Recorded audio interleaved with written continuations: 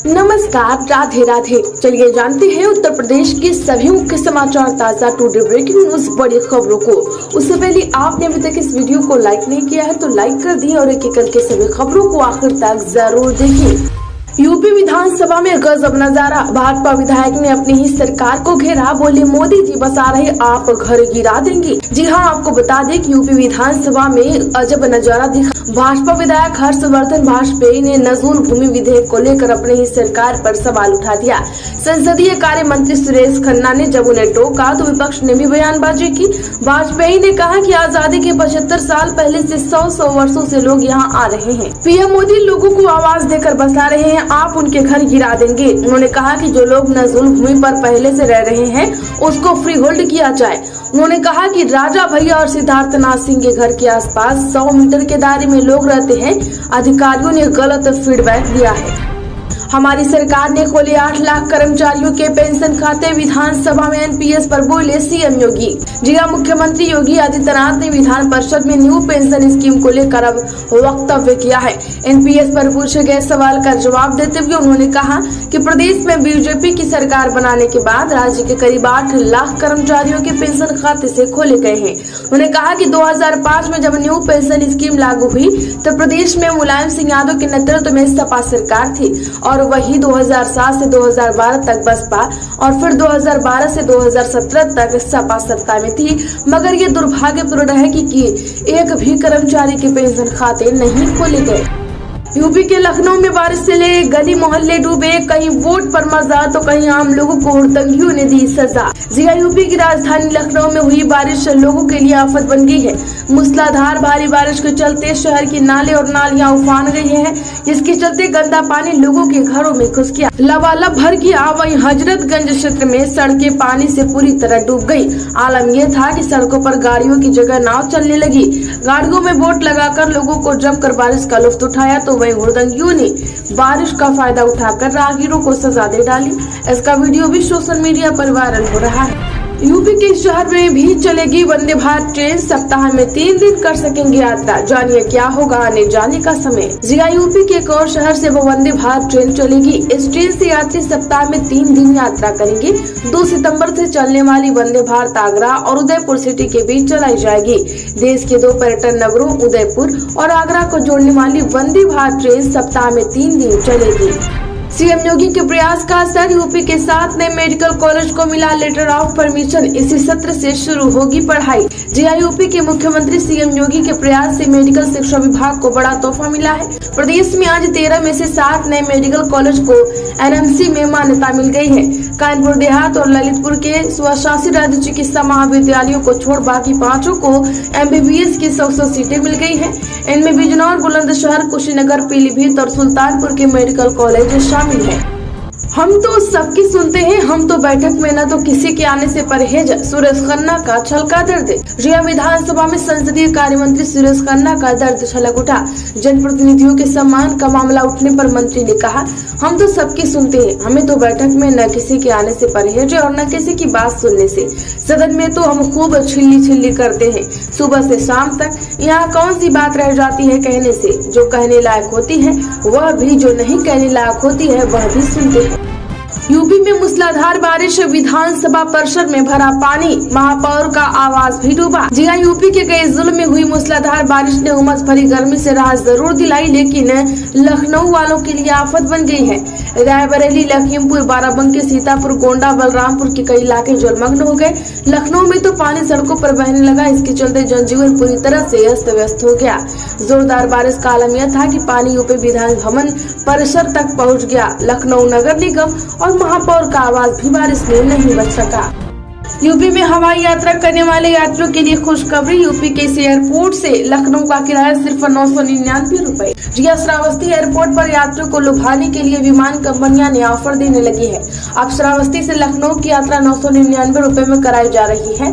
यह सुविधा airline company fly big द्वारा मानसून ऑफर के तहत दी जा रही है।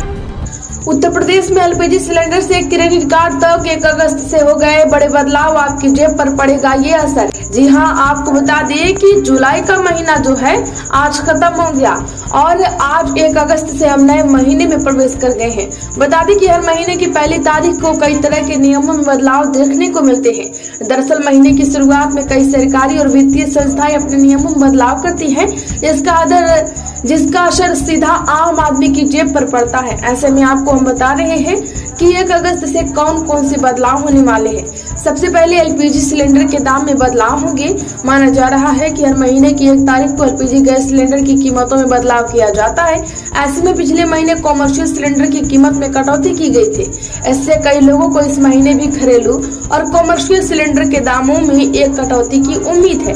वहीं बदल रहे क्रेडिट कार्ड के नियम। जी हां, आपको बता दें कि सभी रेंटल ट्रांजैक्शन पर रकम का 1% चार्ज वसूला जाएगा, जिसकी अधिकतम लिमिट 3000 रुपए प्रति ट्रांजैक्शन है। बता दें कि पेटीएम, क्रेडिट, मोबिक्विक जैसे थर्ड पार्टी पेमेंट ऐप का इस्तेमाल कर रेंटल ट्रांजैक्शन किया जा सकता है। वहीं गूगल मैप्स में भी बड़ा बदलाव हो रहा है, जैसे कि अगले महीने से दिग्गज टेक कंपनी अपने सर्विस चार्ज 70% तक कम कर रही है, ताकि ज्यादा से ज्यादा सर्विस प्रोवाइडर्स गूगल के मैप का इस्तेमाल करें। वहीं फास्टैग के भी नए नियम लागू होने वाले हैं, जैसा कि 1 अगस्त से फास्टैग की केवाईसी अनिवार्य हो जाएगा।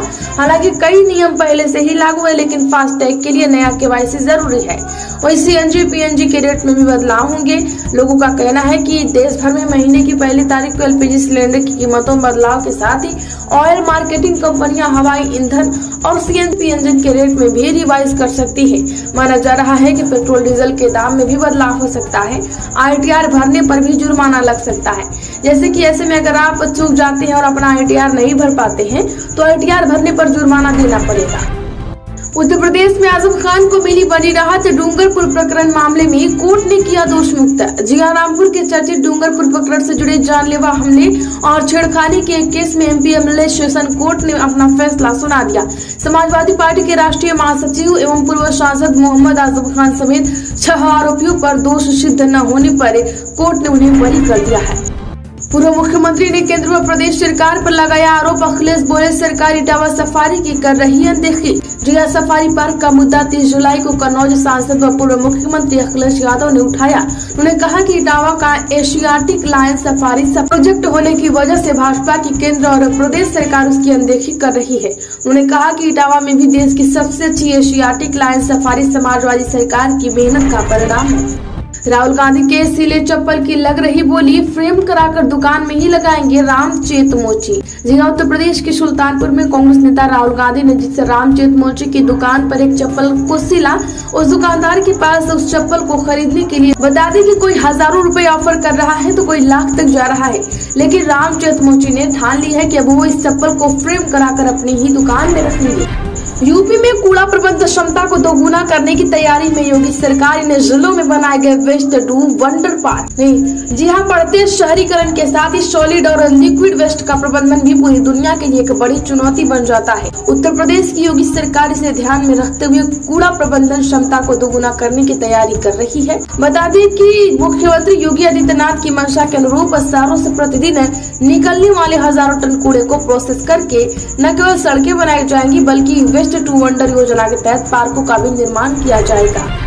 दिल्ली कोचिंग घटना के बाद जगह वाराणसी प्रशासन वीडियो ने सील किए 11 कोचिंग संस्थानों के बेसमेंट। दिल्ली कोचिंग के बाद वाराणसी प्रशासन हरकत में आ गया है। आज वाराणसी डेवलपमेंट अथॉरिटी की टीम ने बेसमेंट में चल रही व्यवसायिक गतिविधियों के खिलाफ अपने 5 जोन में अभियान चलाया। इस दौरान कुल 13 कोचिंग संस्थानों पर कार्रवाई की गई है। उत्तर प्रदेश में फ्री राशन लेने वाले ऐसे कार्ड धारकों पर कशे का शिकंजा बन रही लिस्टें। जी हां, फर्जी तरीके से आयकर दाता, 5 एकड़ से अधिक जोत वाले किसान और मर्द के नाम पर राशन लेने वालों को शिकंजा कसा जा रहा है। ऐसे राशन कार्ड धारकों की सूची पूर्ति को विभाग को देकर जांच कराने के निर्देश दिए गए। जांच में एसडीएम, ईओ, बीडीओ लगाए जा रहे हैं। उत्तर प्रदेश में 24 घंटे मिलेगी बिजली। पावर कॉर्पोरेशन ने कंपनियों को दिए निर्देश। जी हां, पावर कॉर्पोरेशन के अध्यक्ष डॉक्टर आशीष गोयल ने बिजली कंपनियों को निर्देश दिए हैं कि तय घंटों के अनुसार ही ग्रामीण, तहसील व शहरी क्षेत्रों में बिजली की आपूर्ति की जाए। इस संबंध में पूर्वांचल, दक्षिणांचल, मध्यांचल व पश्चिमांचल विद्युत वितरण निगम लिमिटेड तथा केस्को कानपुर के प्रबंध निदेशकों को निर्देश मिले। उत्तर प्रदेश में ट्रांसफार्मर लगाने में देरी पर होगी कार्यवाही, ऊर्जा मंत्री के अधिकारियों को चेतावनी। यूपी विधानसभा में ऊर्जा मंत्री के शर्मा ने कहा कि ट्रांसफार्मर लगाने में ज्यादा समय लेने वाले लापरवाह अधिकारियों के खिलाफ कार्यवाही होगी। उन्होंने यह आश्वासन सपा के अनिल प्रधान और प्रभु नारायण सिंह यादव द्वारा वंचित क्षेत्रों के विद्युतीकरण को लेकर किए गए सवाल के जवाब में दिए। यूपी के मथुरा वृंदावन के बांके बिहारी को लेकर नई एडवाइजरी जारी, ने लोगों से मंदिर में न आने की अपील। जी हां, मथुरा के वृंदावन स्थित बांके बिहारी मंदिर के प्रबंधन ने सभी दर्शनार्थियों से अपील की है कि भीड़ को देखते हुए हरियाली तीज पर बुजुर्ग, बीमार और बच्चे दर्शन हेतु न आए। मंदिर प्रबंधन ने कहा कि हरियाली तीज मेला के अवसर पर बांके बिहारी मंदिर में भीड़ का अत्यधिक दबाव रहेगा। उत्तर प्रदेश के महोबा के समाज कल्याण अधिकारी पर बड़ा एक्शन, लापरवाही बरतने पर सस्पेंड। रिया जिले में संचालित अनुसूचित जाति जनजाति अत्याचार उन्मूलन योजना में लापरवाही बरतने और शासकीय कार्यों में शिथिलता के आरोप में महोबा के जिला समाज कल्याण अधिकारी अभय कुमार सिंह को निलंबित कर दिया गया है। समाज कल्याण राज्य मंत्री असीम अरुण ने निर्देश पर हुई जाँच के बाद शासन ने निलंबन की कार्रवाई की।